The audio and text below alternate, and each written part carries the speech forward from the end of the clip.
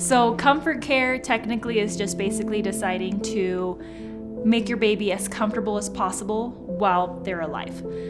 So with the diagnosis, most of the time you could decide whether it be medical intervention, which we will get into, or comfort care. And so comfort care is basically just letting them do what they're meant to do on earth, is kind of the way I see it. But again, it's very based on comfort. You'll do things if they're necessary to give comfort for the baby while they're alive, but nothing too extreme in the medical field.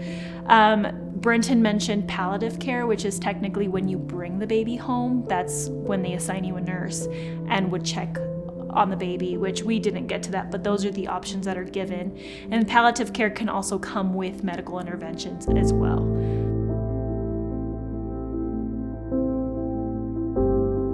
So medical interventions, that was the hardest thing for me to really learn about, just because there are so many different ways you can intervene. And you, the mom, are the only one that can really know what's best for your baby.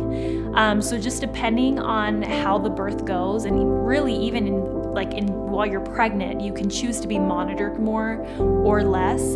So all of these things kind of fall into medical interventions, right? If you decide to have a C-section versus a vaginal birth, because a C-section might give your baby more of a chance of survival, that's a medical intervention. So medical interventions was basically anything where you would want a medical team to intervene to help your baby live.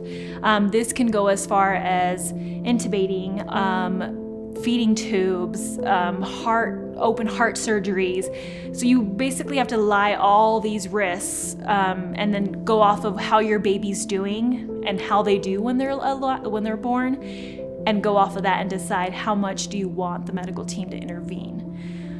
Which is great, but it can also be really stressful because you want to give your baby that opportunity, but it is also really hard because you don't know how they're going to take it, and it might be a little bit more stressful on their little fragile bodies already. So those are basically the two things that they mostly talk about. It's comfort care or medical interventions, but it's not one or the other, and that's something that I learned and I wouldn't have known had I gone through it myself. You don't have to do one or the other. You can choose both to a certain extent. You could have one plan for it before you have your baby and then completely change it, and that's okay, as long as you have a medical team who's going to support you in any decision you do.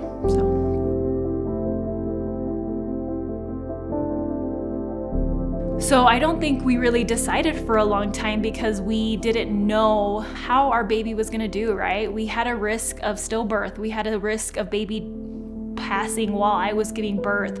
So I remember the first thing that I decided was whether I would want a vaginal birth or a C-section. And I remember thinking, well, if I want a C-section, I might want to get monitored every 2 weeks, maybe every week, to make sure that baby's still doing well in the womb.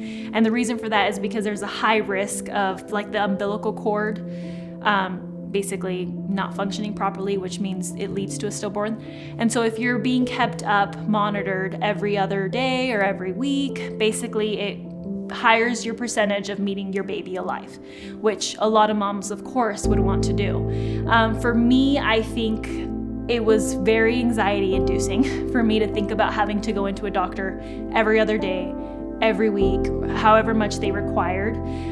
So for me, this experience taught me to really just let go and let God. And so I was like, I don't want a C-section. I would really prefer not to do this. I would rather just let it play out the way God wants it to play out. And so for me, it was more of a faith-driven decision of just letting things happen and stop taking control of things, because I tend to want to take control of things and make them my own.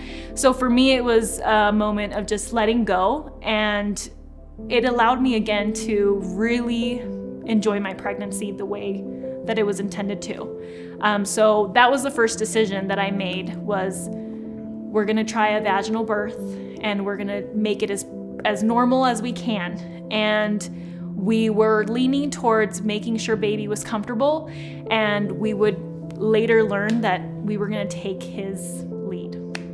I think Ezekiel in the beginning was going back and forth, do we want to do a medical intervention, just due to the fact that most babies that do make it full term, if they do decide doing medical intervention, which is great, most of the time the doctors, the medical team have to take your baby into the NICU and start open heart surgery, have to, put feeding tubes down your baby's throat to obviously provide nutrition to your baby. But at the same time, that same medical team, like Ezekiel said, can provide you with comfort care and, help you nurse your baby, help you, provide nutrition to your baby. And I think the fact that Ezekiel was just leaving it open to either option until we actually saw Ezekiel and said, okay, well, he looks like he's doing okay, let's lean more towards comfort care as opposed to medical intervention, was something that was reassuring for me, because I didn't know what was going to be best, but I was taking Ezekiel's lead in the sense that she was the mother, she was the one holding the baby, and at that time she would know what would be best. And so I think whatever option,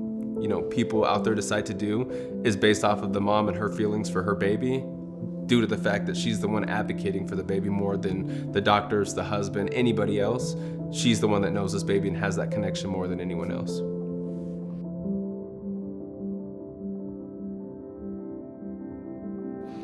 I would say the biggest people that helped me through, navigating this decision were obviously Ezekiel, like the fact that we had to work on this together and it was something foreign and different to us.